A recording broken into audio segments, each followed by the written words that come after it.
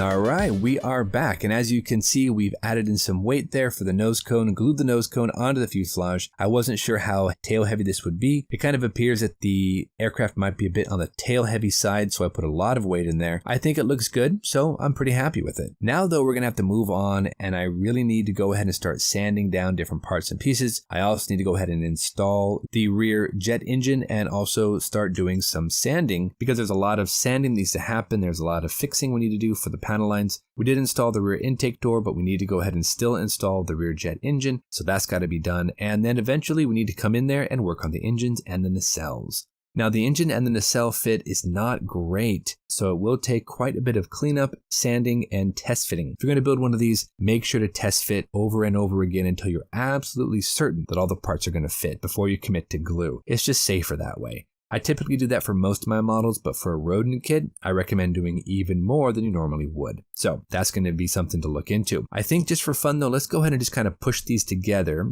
I'm not going to glue them down or anything like that, but I want to check the fit against the fuselage and the wing joints, and I want to check the weight because we've got our landing gears glued into place. So I'm kind of curious if this is going to be a tail sitter, and let's set it down on its gears and check it out. It looks like, yeah, this actually sits on its 3 landing gears. So I must have added enough weight in there. So yeah, I think we're on the right track. But let's go ahead and jump back into the time lapse and let's work a lot on the engines, the nacelles, and of course the wings. And let's start doing some sanding and some seam cleanup here on the nacelles, the wings, and try to get these looking decent. We will have to go ahead and rescribe at some point, but first we got to sand, we got to fill, we got to go ahead and see if we can get these things looking a little bit better.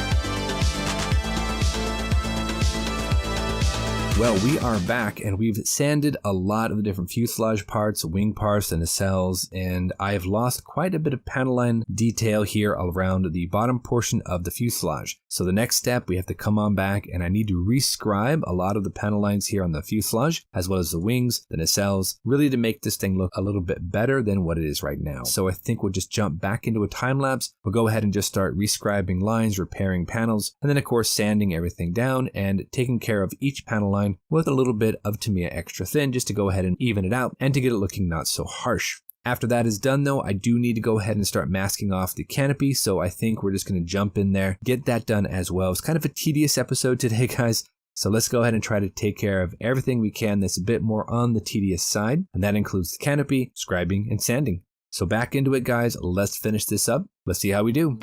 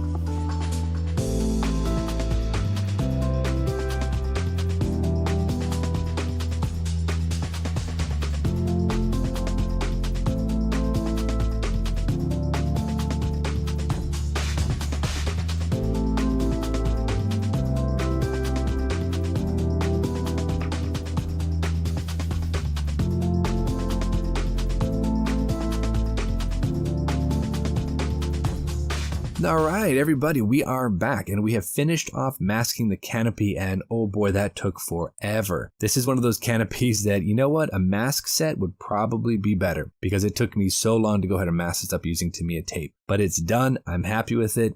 I think it's great. We also went ahead and worked on the wings, the nacelles, and of course the fuselage. I had to do so much sanding on this plastic. Just right out of the box, it feels a little bit on the grainy side, but the minute you start sanding it down, you start seeing all the little imperfections. So I had to do a lot of sanding, making repeated passes on the sides, the top, the bottom, all around the fuselage, as well as the wings and the nacelle. Let's get you a real quick zoom in here and you can check it out. As you see, I did do a lot of repair there on the different fuselage panel lines. The cockpit looks fine. I have no problem with that whatsoever. We've got the radio compartment in the side here. That looks good too. But I did have to come in and do a lot of sanding like I mentioned. As you can see, we've gone ahead and redone a lot of the panel lines around the nose, the front of the fuselage, and we went ahead and sanded it down. We'll have to do another sanding just to make sure we don't have that glossiness from the glue. And I think the fuselage is more or less ready for primer. Also on the wing joint, you can see that very large gap that I had to go ahead and backfill with some styrene. Everything else though went fine. We did do a lot of sanding on the lower seam line. I don't know if it's perfect yet. When I go ahead and overcoat it with primer, I'll find out real quick. But for right now, I think we're in good shape. The other nacelle actually fit way better, but we are going to have to come in and do even more sanding to go ahead and bring down some of those seam lines. Other than that, the nacelles did fit better on the right side as opposed to the left side. You know what? It is what it is, and I'm pretty happy with it. So yeah, we're good. And of course, if we go ahead and put these wings together into the fuselage, we can see that this is actually a pretty big model. This is a 1/72nd scale. It's got a very nice wingspan. But the one thing I do have some trouble with though is that these do not fit actually very snugly. There's a lot of wiggle room. So we're going to have to figure that out when we get to the installation process. I have a feeling we're going to have to do some sanding, some test fitting to get the wings set in the right dihedral. Also, you'll notice I have not installed the bomb bay doors,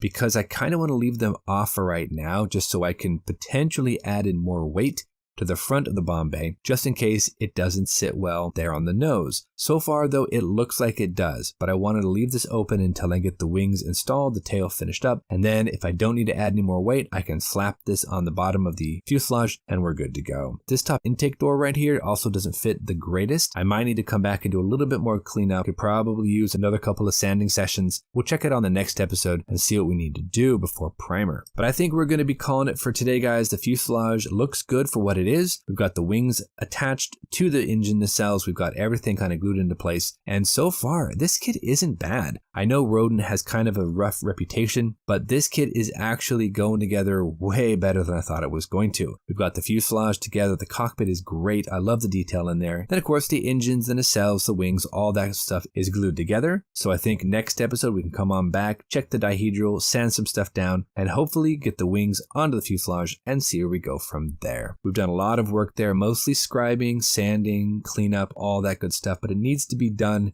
and I wanted to do it in this stage before I went ahead and glued on all the different parts and pieces like the wings, the nacelles, the tail. But until our next episode, thank you so much for joining us. Hope you guys are enjoying this build. It's a great model, but a little finicky in different places. So until our next episode, you know the drill. Go out there, get yourself some bench time, have some fun, build something cool, and we'll see you back here on episode 6 for the AJ Savage here on Ben Builds Military Mondays. Thanks for watching, everybody. Take care of yourselves, and we'll see you soon.